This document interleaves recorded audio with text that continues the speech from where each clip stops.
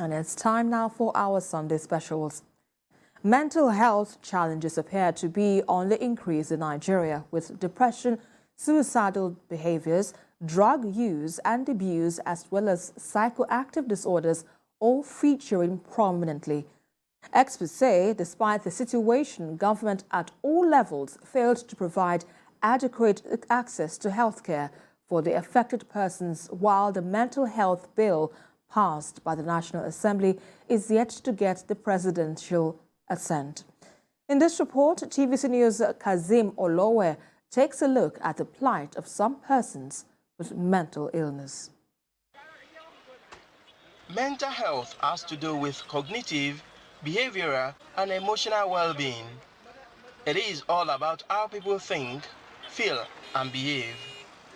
People with mental health challenges may find it difficult to take proper control of their behavioral, emotional, and physical well-being. Based on this, the promotion, protection, and restoration of mental health should be regarded as a vital concern of individuals, communities, societies, and the government. The World Health Organization estimated that 1 in every 4 persons is at risk of a mental health challenge at some point in time in his or her lifetime. And with the estimated population of more than 200 million, it implies that more than 50 million Nigerians may be at risk of having a mental health challenge at some point in time in their lifetime. But despite the worrying situation in the country, it appears that majority of those suffering from one form of mental health issue or another lack required support, care, and attention. In the first place, one will be concerned about the plight of those affected. And having said that, the truth of the matter is this: if we start inward very well, hardly you will not be able to trace one person who is affected to a home or the other. So in other words, I would say we are all affected by extension. But even with that, that is where the government has a major role to play, particularly when you see them on the roads. It's not every one of them that is violent. We have some of them who are not violent. Both the family as well as the government has major role to play. I equally agree that at times the family may be fed up at a point in time, but the major responsibility is with the government. Whenever you come across anybody who is mentally sick out there, and with the rate at which it's much in our society lately, they pose a whole lot of threats and danger to the society. A society whereby you have children roaming the streets, a whole lot of things. An example of which, on my way traveling to Abuja a few days back, one of our cars that was parked by the roadside was damaged. And when we got there, seeing the person, knowing that that person is mentally sick, there is no how we could. I think in time past, I've been attacked by one of them before.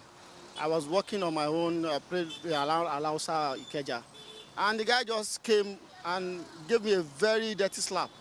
I couldn't even comprehend what was going on, because immediately he did that, he was just looking at me like, what are you going to do?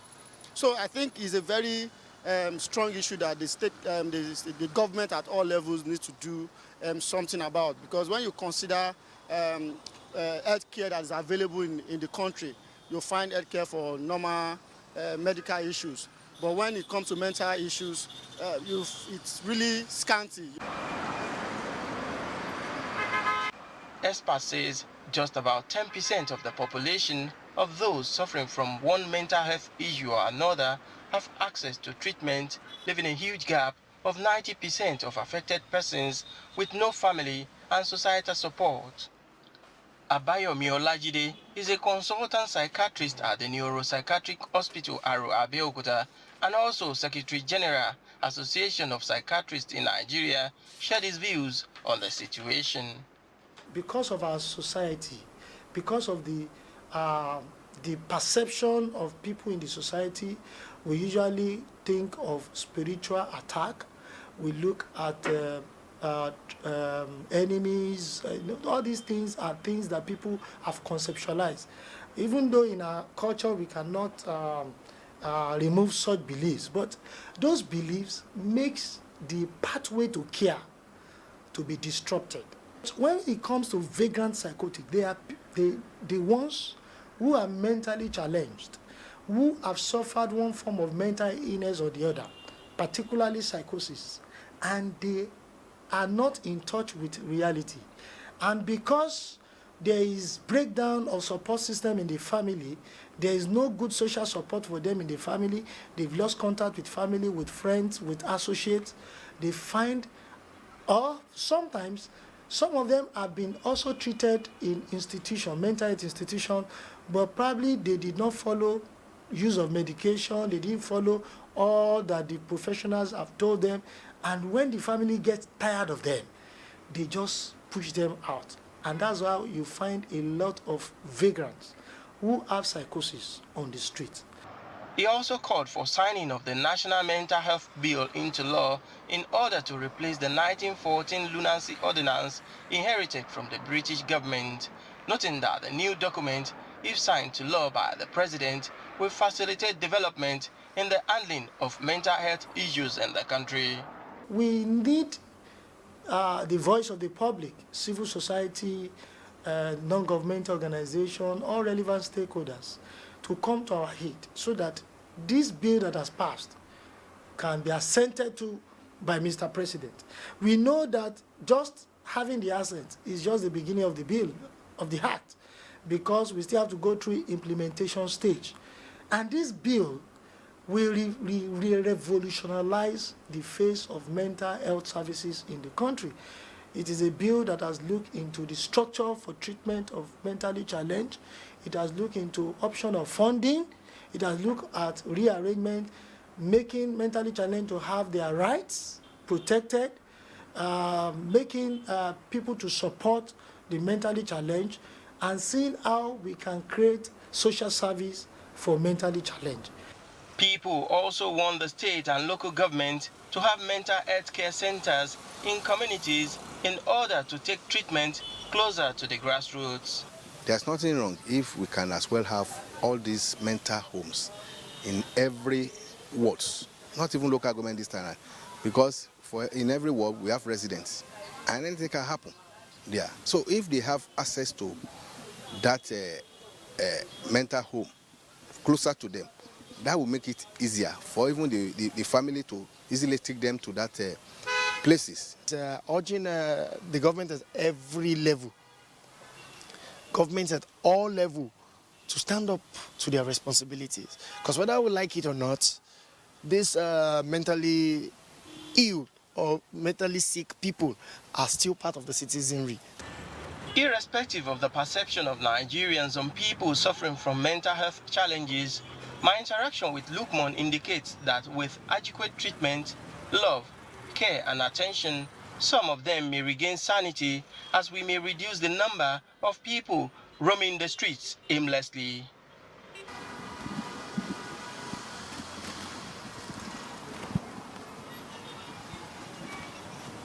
Hello, how are you? What's your name? Your name is Lukman? Yes. Are you hungry? A bit. You are hungry a bit? Yes. What did you eat today? I took like three meal. Just three meal. That's just a very little meal. Very little three meal. Times. Okay. So if I give you 1,000 naira, what will you use it to do? I buy anything with it. You buy anything with it? Yes. Take. Thank you, sir. So what will you buy with it now? I buy suya with it. You buy suya with it? Yes. Okay. Where do you live? I live in Mushin. Okay, you came from Mushin, Yes. but now you are in Abeokuta. Yeah, Okay. I trekked to Abeokuta. You trekked to Abeokuta. Because someone was disturbing me for eating this kind of food. All right. Lukman, no problem. Sir. Get yourself what you want to eat. You understand? Thank you, sir. All right. That is Lukman. With what is on ground, it shows that he needs attention, he needs care. And if Nigerians can give proper attention, it shows that this issue will reduce in our society. Kazim Olowe. TVC News, Abeokuta. Cancer is the second highest killer of disease in the world. Now, despite the threatening nature of the ailment, doctors say many who seek medical care early enough get well again. Senior correspondent Jacqueline Ogun reports.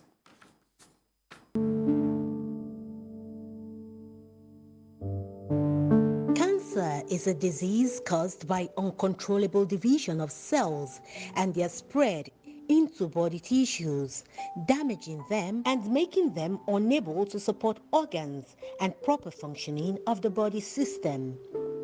Cancer can be caused by genetic factors, habits like heavy smoking and heavy alcohol intake, poor dietary patterns, or environmental factors like pollution. The burden of cancer is on the increase in Nigeria, and the statistics are troubling. After hypertension, cancer is the second largest global killer.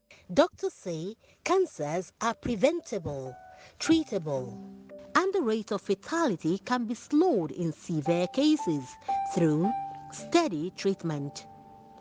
But the major key to success in cancer treatment is early detection. Experts say the fear of critical medical checks must be put aside to ensure early treatment.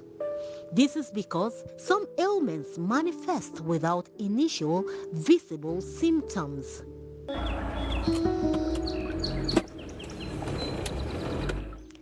To get more expert information on cancers and effective treatment, I headed for Lakeshore Cancer Treatment Center in Lagos, where the CEO, Dr. Chukwumere Nwogu, a professor in thoracic surgical oncology, and another oncologist, Dr. Motiu Jimo, were on hand with more information about cancers.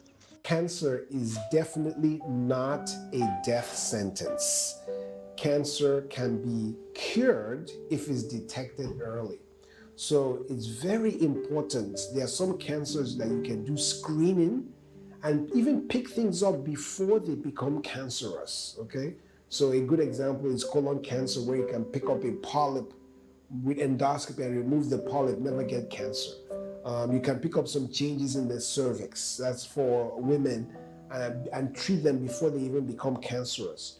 But even when you're talking about cancer, if you detect something early, like with a mammogram for breast cancer, or with a blood test, PSA, for prostate cancer, if you detect things early, there's a higher chance of it being cured completely and then having the normal survival. If, on the other hand, we just bury our heads in the sand, I don't want to know, then eventually you will know, but you will know when it's much more advanced. Even the one that cannot preventable, if you discover them early enough, it can be managed. It can also be cured. Right. So people need to do, we must not wait until when we are sick that we go to the hospital. People that have family history of cancers, in fact, screening is very key. Olufumilayo Akinade is a cancer survivor on a routine check in company of her daughter. She was diagnosed to have stage 2 breast cancer in 2019. She erroneously went through self-denial by not focusing on getting proper medical attention. By the time she made up her mind to do the right thing, 6 months after, she got the sad news that the breast cancer had spread to stage 4, which is a very critical level. The lab scientist now said, Madam, you are breathing some. I said, yes, it's due to stress. That was my response. I said, no, it's not stress. So your lungs has collapsed. I said, what? I said, yes, you are breathing with just one lung. The other one is filled, the right one is filled with water. You're only using the left, and it's half gone already. You have to be admitted. Admit. From where to where? So from there, he said, hope you have a clinic you can go to from here. I said, yes, it's close by. Olufumilayo Akinade was lucky to have pulled through successfully despite her dangerous delay in seeking treatment. Without medical attention, cancers spread fast. Mrs. Akiade's story is a clear pointer to why early detection is important and prompt treatment necessary. The support of family and friends played a key role in her victory over cancer. Her daughter confirmed that. It was not easy, but we all had to gather around to help her, give her words of encouragement, to assist her in whatever we could do. We wake up early in the morning, we pray for her, we run around in the house to do house chores so that she will not shout, so that she will not be stressed out. It was not easy for me to have a mom who had cancer. 2 of my birthdays, she was always in the hospital for admission. I always cried. It was not easy, but I always had hope in God that she would survive and she would scale through. Dr. Izuhunwa Amadasu, a general medicine practitioner, is a stage 4 colorectal cancer survivor. That's talking about cancer of the colon, where food passes to other parts of the body. Symptoms of this type of cancer may not be easily detected without medical screening. Dr. Izo, as she's fondly called, did not allow the sad news cripple her mind. She immediately resolved to follow up with treatment religiously to get a success story. She had a strong support system. Family, friends, and well-wishers filled her mind with encouraging words. What was the survival mode you decided to get into? Mine was already picked up late. I needed to fight it as best as possible. So that's mental, okay, making sure I push through and fight as much as I can, like making sure that the treatments are available to me, I will actually do it instead of just feeling defeated and losing hope altogether. I just had to mentally be strong for all of that. Cancer is treated in several ways. The treatment types include chemotherapy, radiotherapy, immunotherapy, psychotherapy, hormonal therapy, surgery, and palliative care. Research shows the treatment people fear most is chemotherapy. But this treatment is all about drug administration. Instead of the patient taking several injections and tablets, the pharmacist mixes them up and they are received by the patient through drips with the support of painkillers. That's exactly what Nurse Elizabeth Auger is making available to a patient here at the Cancer Treatment Center. Doctors say patients must approach chemotherapy with courage by being dogged in their zeal to stay alive. We are a family-oriented society, okay, and that's very important. We don't live just for ourselves. We have loved ones. So as one is thinking about screening or treatment, it's important for the individual, but it's also important for the family, your children, your siblings, your relatives. Your presence, your vitality, your survival is critical to your family. Nurse Cynthia Uwogu Ikejiani is the head nurse at Lakeshore Cancer Treatment Center and the coordinator of the Due Drugs Cancer Support Group. She was quick to add critical information advising that cancer patients should not be stigmatized. You have to support them and make sure that they feel good again. It might not be the best, but once they know that someone, look at this person, they've gone through this and they still look beautiful, they know it's not the end of the world. You have to let them know that it's okay to open up to a family member that they trust. You can't do it alone.